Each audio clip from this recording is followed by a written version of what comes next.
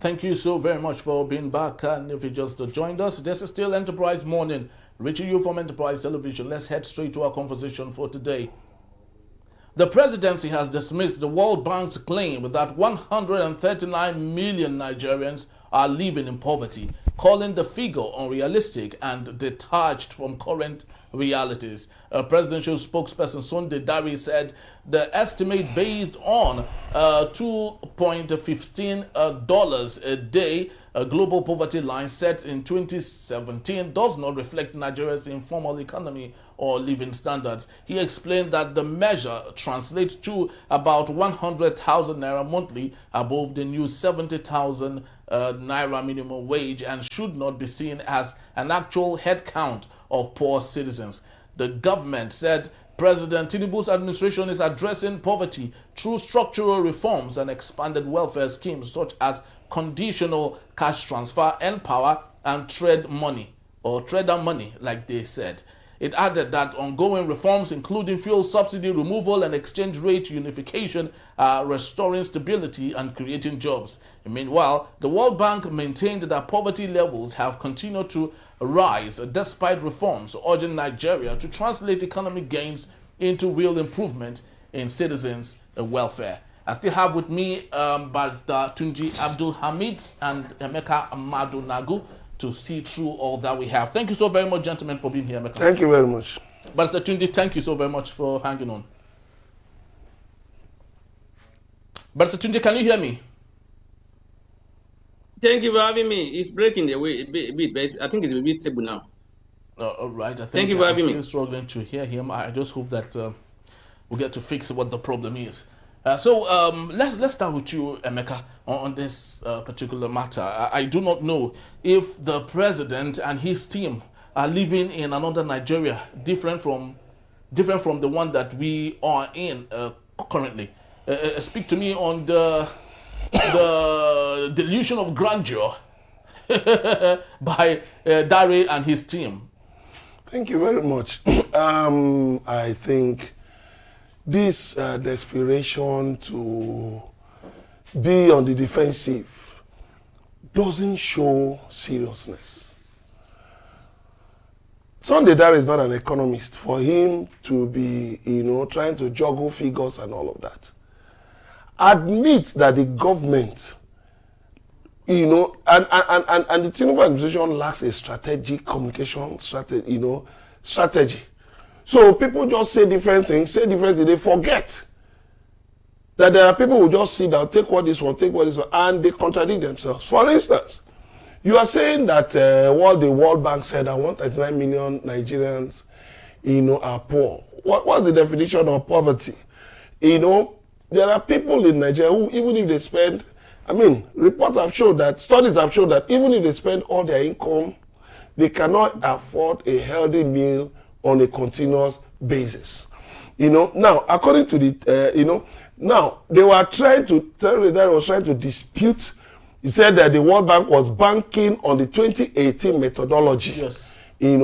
But he has forgotten the fact that between 2018, President Bola devalued the naira in 2021 when he took a loan of, when he did this ways and means. Okay. In 2021, and $250 billion ways and means loans from the central bank, which translated at that time to 23 trillion naira. At that time, so naira was devalued. Now President Tinubu came in, did another ways and means that amounted to 7 trillion naira. That is 30 trillion naira. Now that debt, which we ought to have paid as quickly as possible, has now been translated into a 40-year debt repayment plan. 2. We are the biggest debtor to the World Bank in Africa.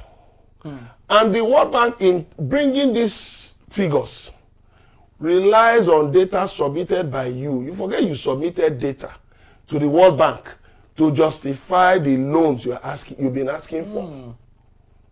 So the World Bank is not working in isolation. They are working with data that you have provided.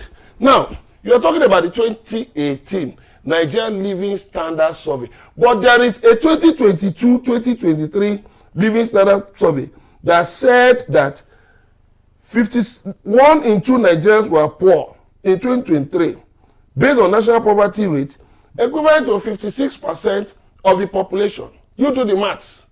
You are saying that the World Bank, that is not true, that 139 million people, Nigerians are living under poverty. But wait a minute. You told us that you distributed over 300 billion to 15 million households. And that survey of 2022-2023, that National Poverty Survey, Nigerian Living Standard Survey of 2022-2023, says a household has 5.06 persons as a baseline. Okay. So if we are to multiply it, if we are to multiply it by 15 million households, how much is that? How many is that? That's 75 million individuals. Now 5 times 15, 75 million individuals.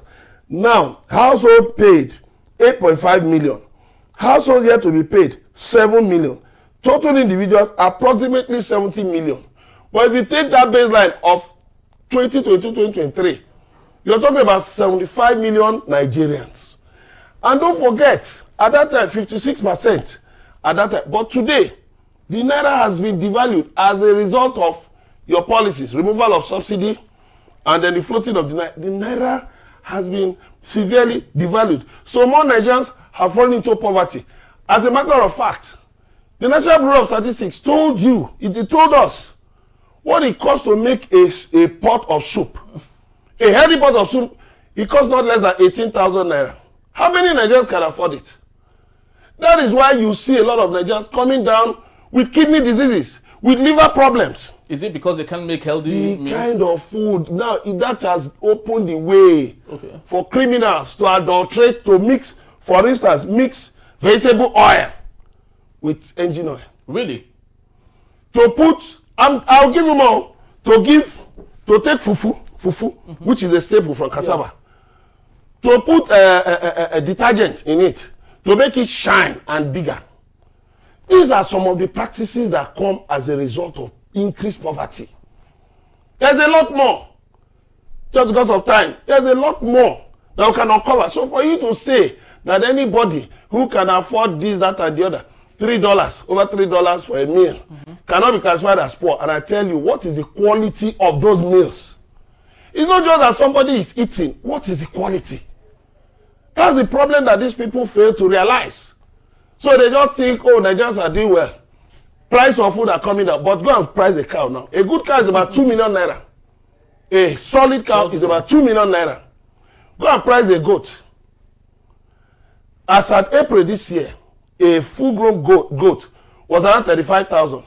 Now it's over 70,000, almost verging on 100,000, because there is said to be a scarcity of beef, a scarcity of cows in the market, because we are not investing heavily in livestock. In livestock. So we keep having this scarcity. What about eggs? How much was an egg when Tinubu came in? How much is an egg now? A crate of egg went from 3,000 naira to 6,000 naira, almost even 7,000 naira. Now they say it's coming down, but it only came down to around 5,500, 5,600, 5,700. How many Nigerians can afford it? Very true. You say people, okay, depending on national minimum wage.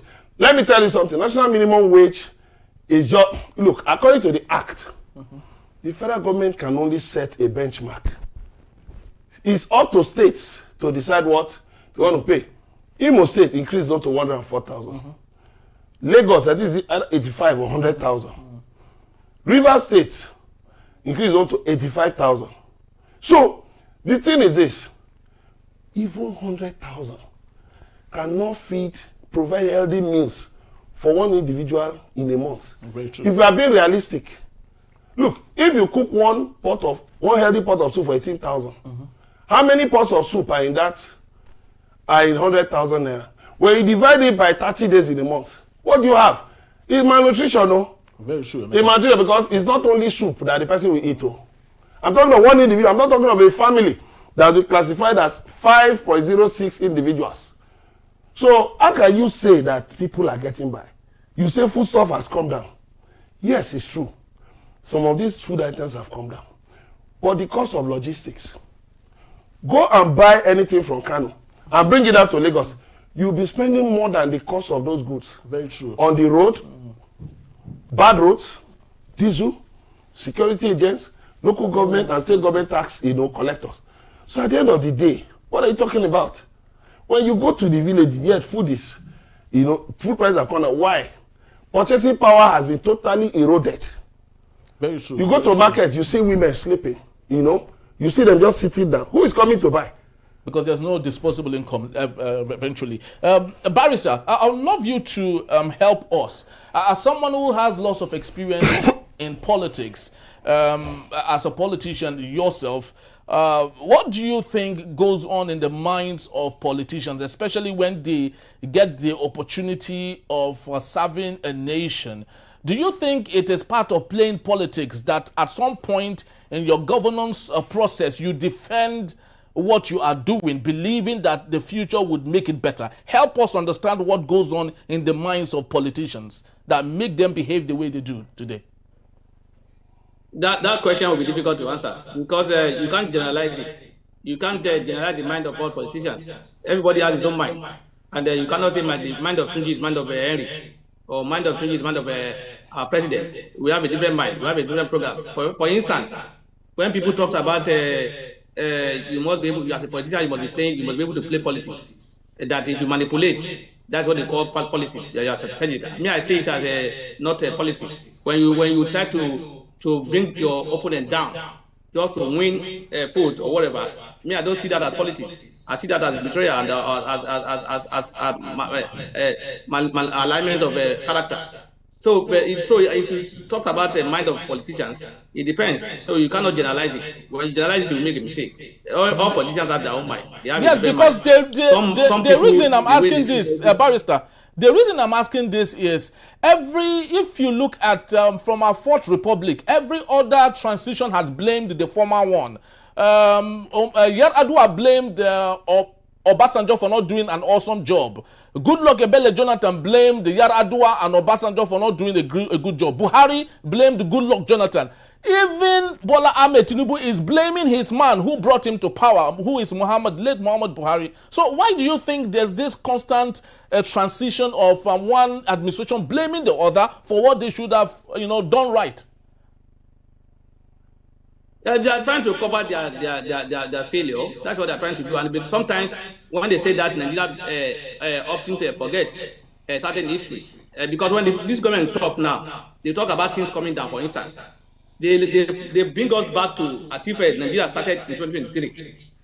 They don't want to know what happened before. What was the standard before they came into office? They want us now to be using their own standard or what they have done to determine whether things are good or not. It's propaganda, and that propaganda is what some people like. You see, if you look at it, you know that why you believe that it's propaganda is that this same set of people who are in government today, who are in APC today, who are the same people who are praising Muhammadu Buhari. Very well. Same people who are telling us, we should be patient. Is the foundation, and the Buhari is doing well. By the time we finish this foundation, Nigeria will be better. We should just be patient. It's the same set of people who are today saying Buhari destroy everything. So it's a strategy for them, and we are buying it.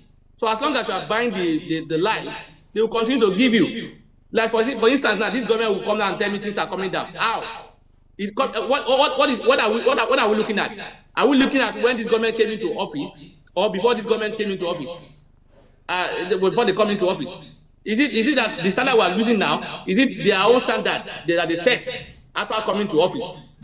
Because when they came to office, fair price was 178 or 179 naira or so. Now it's almost 1,000.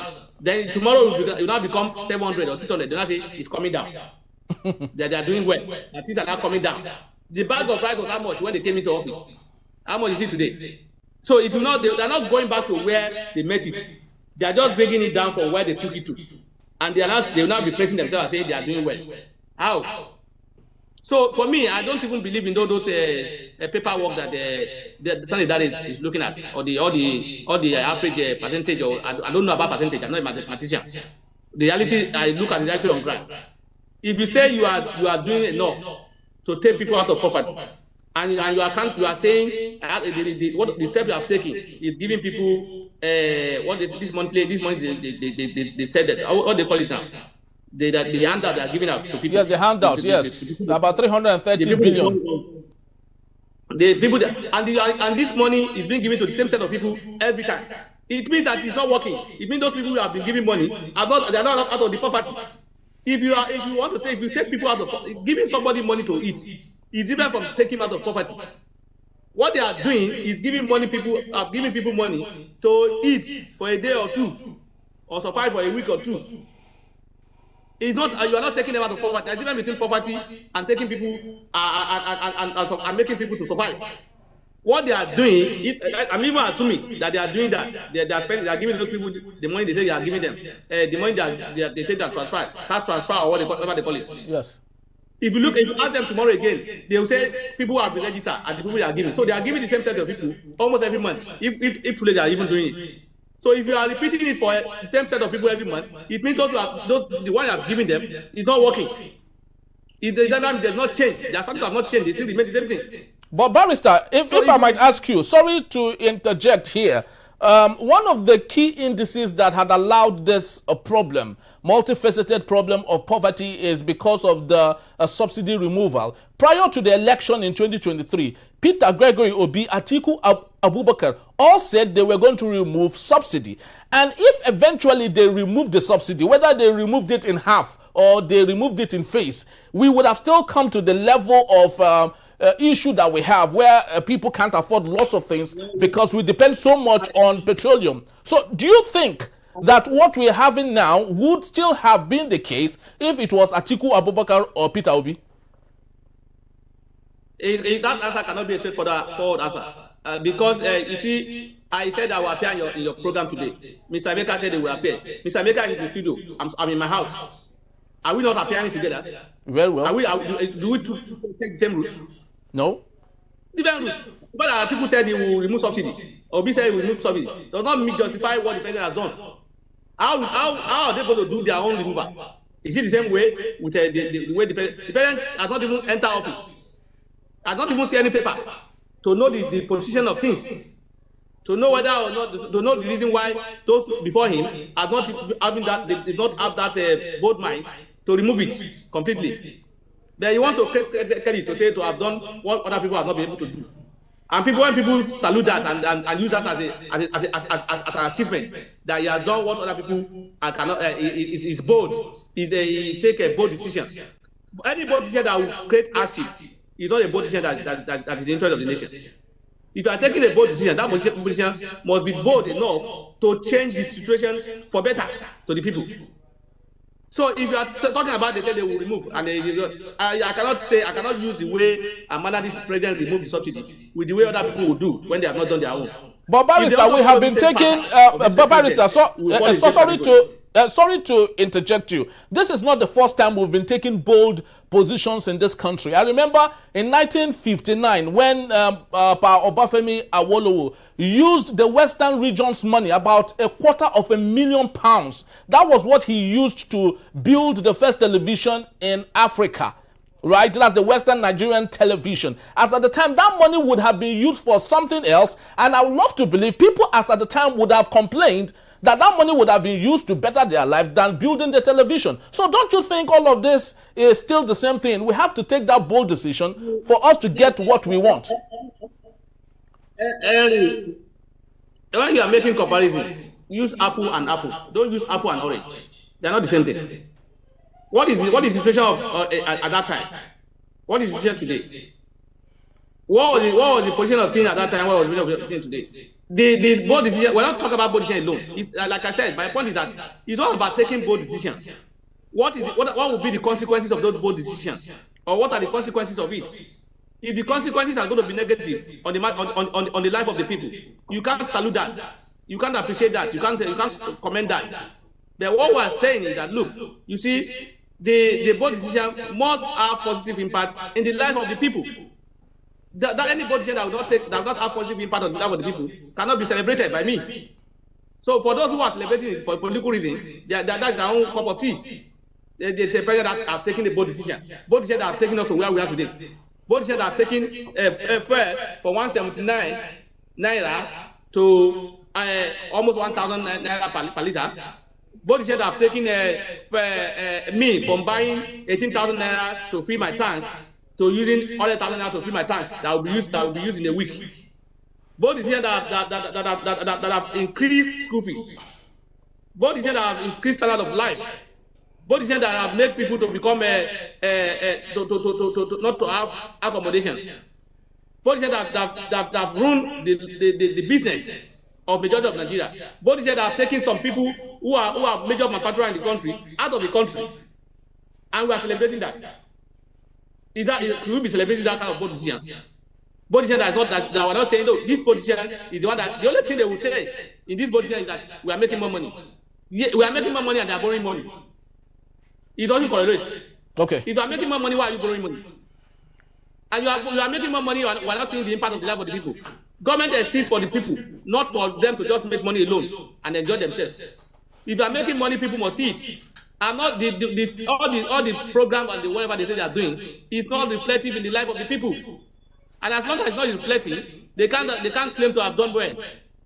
You can only claim to have done well when your policies are impacted positively on the people. It is not. We are still waiting that it will be better. It will be better. So it will be better. You are celebrating. How can you be celebrating? It will be better. All right. We should be patient. They started by saying, give us a few months, 6 months pass. Give us 1 year. 1 year pass. Give us. We are just in midterm. Just 2 years. 4 years is still a long time. By the time they finish the 4 years, they will tell you, 4 years is not enough. We have to use another 4 years to be able to achieve for you to see the benefit of what we're doing. When are we going to leave that one? Right, the president came on board and said the former president, the late President Buhari, was doing well, and that he will continue from where he stopped. When he gained power, he changed the story to say they destroyed the economy was zero when he came in. The same person who said the man was doing well, and then he will continue from where the man stopped. And he gained power, so it's a deceit, and we are buying the deceit. So what the politicians are doing, that is what paying well in Nigeria, which we know, a politician who wants to succeed in Nigeria must be able to lie, must be able to deceive people, must be able to manipulate. So when you get those characters, you are classified as good politician. You must be able like a thug. You must be able to do things that other people will not do. Who will say they are morally okay. You must do things that people who are not morally okay will do. That's why they celebrate you. You must be able to take it, grab it, and run away with it. That's why you be celebrated. So for me, the report, the poverty alleviation at the poverty level is everywhere. Even people, most of us who claim to be in quotes, to be a bit afraid or comfortable, it's a lie. We are going through a lot. We are going through a lot. And how many people? How many average Nigerians do we have today again now? We don't have people who are even afraid today again now, because it's difficult for almost everybody. Yes, Barry. I know the number of requests I've gotten. How many people want to pay school fees? Despite the fact that the government said he has net for. How many people are they able to cover? I'm telling you, I know the number of people, the number of requests that on my table. As regard those who want to pay hospital bill, those who want to pay school fees. So how do we survive in that manner? And you say poverty elevation has been you have elevated people from poverty. You elevated people from poverty, and you are giving the same set of people 5,000 naira every month. Is that poverty? Is 5,000 naira poverty elevation? Is 10,000 naira enough to lift anybody out of poverty? You are giving them food money, chop money for a day or 2 or 3. Yes. That doesn't mean you are poverty. All right, Barrister. That's my take. All right, thank you. Thank you so very much. Just before we close, Emeka Madnagu, you say it's only when you wear the shoe that you feel the pain. I remember Tyson Larin, during the days of Babangida, was given an office. He said he could do better if they give him the opportunity. Babangida gave him the opportunity. I do not know which of the portfolio he was given, but I learned he was given.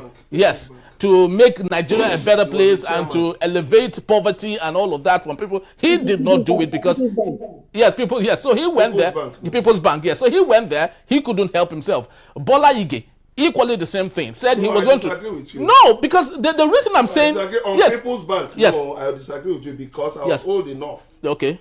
I was old enough. So what happened? Why didn't Title Larry do awesomely well? What didn't he do awesomely well? The MD was Maria Shokenu now. Why are they not giving loans to people? They boys in Lagos Island now. I saw this thing. So with my eyes now. So did it solve the problem at the time, like Title Larry had wished? No. Let's not get things mixed up. Look, solving problems is an ongoing, is a continuous process. Which needs time, isn't it? Which needs time. No, time to do what? So if the president said, if Bola Tinubu said that he needs time, it's equal to what you've said. It's a process. So let's not think that there will be a magic wand. That is about priorities. What do you prioritize in your time? A man who prioritizes going to sit in a gambling house, going to a brothel to go and sleep with, with women and all of that. And that man prioritizes going to engage in hard labor. Both of them are spending time now. In the morning, they told their wives, don't worry, we are coming. When we go out, we want to spend time. Both of them went and worked hard, made money. One branched in a pub and, boosted their business. Maybe branched somewhere and somewhere. Then got home and was telling stories. Another one made money, branched, got, stopped at the market, bought this and took home. Both of them asked for time. You see, the thing is this, what you call your priorities, and then the process by which you go about solving those problems. It's what will determine whether you should be taken seriously or not. To the issue of P2B and Atiku removing subsidy, I've cleared this thing many times.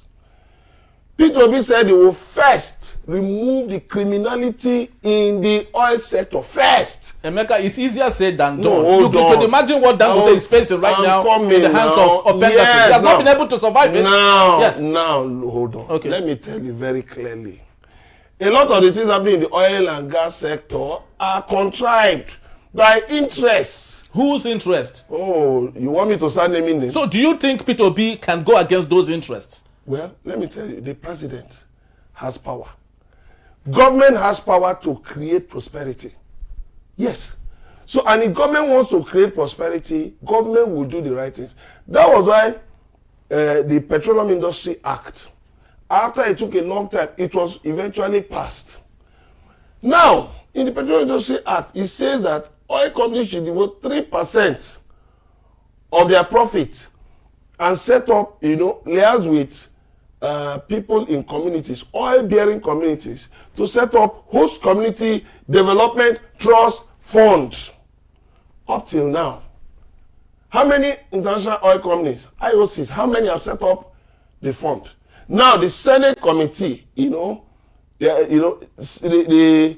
Senate committee just recently, just last week, said that the Nigerian upstream petroleum commission should deal with IOCs that don't pay that 3%. That is part of the problem. They will tell you in the past, they built hospitals, they built schools, they gave money. But who did it get to? The people were not carried along. They are not made stakeholders. That's why the PIA has now come to say, okay, let the people be stakeholders in whatever you are doing. That is part of the criminality. Another part of the criminality is that we've pumped so much money, we borrowed $1.5 billion to fix Port Harcourt refinery. Up at the end of the day, some people told us it was working. Today, where is it working? One refinery, they said it was working. Cardinal refinery, in fact, nobody's able to. But part of the criminality is that salaries are being paid to people without anything. Can I tell you that Jakarta Steel that has been down for years? 5 billion naira is being paid, as salary, as of 2023. 5 billion naira was being paid monthly as salaries. Who are the people working at Jakarta Steel? It has to be maintained, despite the fact that it's maintained with what? No, it has to be serviced because serviced by who? No, because for what purpose now? No, if we allow, because those assets there are very so important that we need personnel there. We can't just leave them fallow. Let me tell you. You see, you build a house and you put a maid, you put a security man at the gate. So shouldn't you pay the security man? Then you put a cook. Who is he cooking for? Ghosts? You put a cleaner. Who is he cleaning for? No, he should clean. Clean what? He should clean the facility. No, you see, let me tell you, part of the criminality is this. You put people who every day resume as cleaner. resume as driver, resume as whatever, you know, and they are not serving anybody. It's different. If you want to clean, you can get one cleaning company, maybe once in a week or once in a month, to come and clean, and you pay some. But when you have to pay people salaries, full time, for doing nothing, that is criminality. I can go on and on, just because of that, I can go on and on and on and on. Dangote, Aliko Dangote, the richest man in Africa, has said that government should stop wasting money trying to revive Ajaokuta steel. It is dead, it is there. Nigeria cannot compete in the steel industry. Instead, you can break it into components, different components. The Minister of State for Industry, you know, has said they will try to see if they can be producing iron rods, you know, from up till now. One single meter of iron rod has not been produced. As a matter of fact, what we see these days are 16 mm, because I'm into real estate. 16 mm now looks like 12 mm. 12 mm is looking like 8 mm. And at the end of the day, you say you have to be given time. Let me tell you, 24 hours is a long time in politics. For a government that is concentrating on the issues of now, instead of wasting time on 2027, you can solve many problems. You can solve many problems. One, concentrate on the refineries. We have said it over and over again. Sell those refineries. If people will buy it for scrap, so be it. The refineries have oil licenses attached to them. The refinery license attached to them. Emeka, this is not the first time we've sold our refinery. Obasanjo has sold the refinery, but it was redone by Yar'Adua. So the selling is not the problem. But Yar'Adua, successive governments let me tell you. Allow it work. Let me tell you. Yar'Adua worked based on wrong advice. By reversing that sale, the sale of Port Harcourt and Warri refineries to Blue Star Consortium, you know, owned by Dangote and Femi Otedola and others, it was a wrong move, because if you had allowed that sale to stand, that would have been part of defeating the criminality in the oil industry. Let me tell you, I will say it again today, which I've said all over and over. Remember, Obasanjo deregulated diesel. Femi Otedola said in his book now, he deregulated diesel. So the only problem we have now is petrol, PMS. Not diesel, no. It's PMS. And the fact of the matter is this. Go and look at the percentage of people who go to filling stations. What are they going to buy? Petrol for their generators. Now, we are talking about CNG for so many years. Why wasn't it activated? We are talking about, you know, providing mass transit buses. We provided, there was the one given to the Nigerian Labour Congress under Abacha. Where are those buses? Go to Yaba, they are scrap. Somewhere at, you know, Yaba. You know, they are just lying there scrap. The point is this. Yeah. What you make, I say it again, what you make as priority is what will determine whether you're going to succeed or not. All right. All right, so for the want of time, we'll just have to leave it at this point. Barrister, in 60 seconds, if you may, what do you think should be the priority of President Bola Tinubu at this point? In 60 seconds, please. The priority is to ensure that Nigerians are secured and the welfare of Nigerians are taken as number one on the bonnet. Borrowing money and using it for private jets, yachts or whatever will not help us, or innovating the international conference center or other places will not help us. Nigerians must feel the impact of their policies. As long as the Nigerians are not feeling the impact of their policies, we can't praise them for doing well. That's my take.